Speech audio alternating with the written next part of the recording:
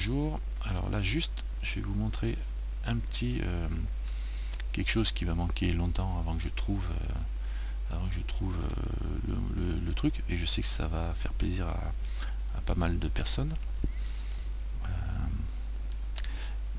Je dirai pas de nom. Alors c'est juste le brush mapping quand on est en mode texture paint. Mode texture paint, mode sculpt aussi, il doit y avoir ça, j'ai pas été vérifié, mais bon, je vérifierai ça tout à l'heure, vous vérifierez vous-même. Le brush mapping, ça consiste en quoi? Par défaut, on est en mode tiled, enfin un truc comme ça, et ça correspond à la tuile, on va dire. Et quand vous peignez avec une texture qui est comme celle-ci, je vais peindre, voilà, j'obtiens ça, très bien. Voilà, sur ma petite tête, pas de problème. Le problème que j'ai, c'est que si je zoome et je redonne un coup de peinture, les tuiles se resserrent. Alors c'est pas vraiment un problème, mais on obtient ça, donc on peut s'en servir de cette façon là. Si je tourne, je vais peindre et je perds ma jointure entre les deux textures. Normal, vu que ce mode n'est pas fait pour travailler comme ça. Donc vous voyez comment on travaille, on recouvre avec des nouvelles tuiles. Donc ça vous permet de, ça resize la texture en fonction de la position de votre vue, quoi, de votre zoom.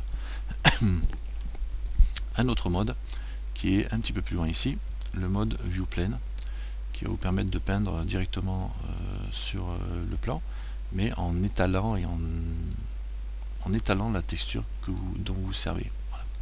Et vous travaillez, voilà, et ça fait des répétitions de votre texture qui sont déterminées par le paramètre de répétition.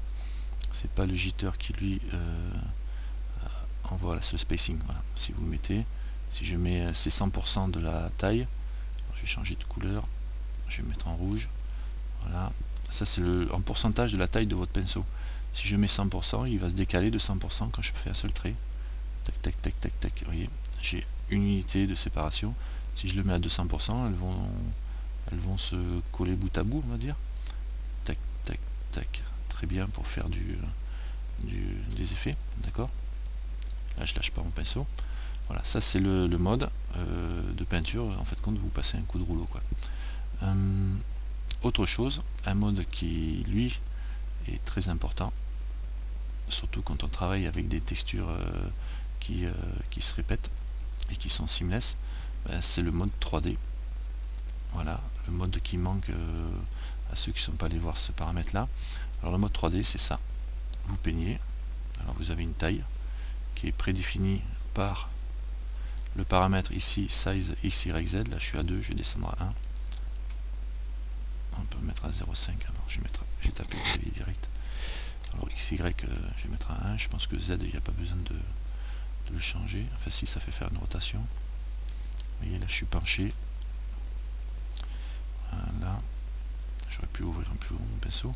Si je le mets à 1, j'obtiens une pente, un angle différent de ma texture. Donc le XY, c'est ce qui va définir le 0,5, le zoom, on va dire, en X et Y. Évidemment, comme on est sur un plan, vous allez vous demander à quoi servent le Z. Le Z, il sert à régler l'angle de votre texture, en fin de compte. Donc, et l'offset, vous décalez en X, Y ou Z, évidemment, votre texture aussi. Bon, là, vous allez me dire, c'est bien beau, je vais remettre tout ça à 2. Mais il y a un autre point qui est super important. Je vais mettre 2 aussi, comme ça on a 45 degrés, je suppose. Voilà, exact, 2 avec tout ça est à 45 degrés. Vous ferez vos essais pour mesurer. Mais il y a un truc qui est super important, c'est ça. Je tourne ma vue et je continue. Je reprends la peinture ici et regardez, on est en mode 3D. La jonction se fait parfaitement. Bon, j'ai exactement la même taille évidemment. Je vais mettre en 3, 2, machin. Comme ça j'aurai un angle différent. Mais je peins en 3D. Et là, ça devient de la balle. Parce que vous allez pouvoir faire vos objets en 3D et les textures seamless se suivent et se joignent correctement comme il faudrait que ça se joigne. Donc ceux qui n'ont pas encore vu ce petit paramètre de rien du tout, ben, je pense que ça vous fera plaisir. Voilà, après airbrush, etc., ça continue comme d'habitude au niveau de bon, ça c'est d'autres paramètres, mais je voulais juste vous montrer cette histoire de brush mapping et de texture mapping au niveau de... Voilà, amusez-vous bien, faites-vous plaisir.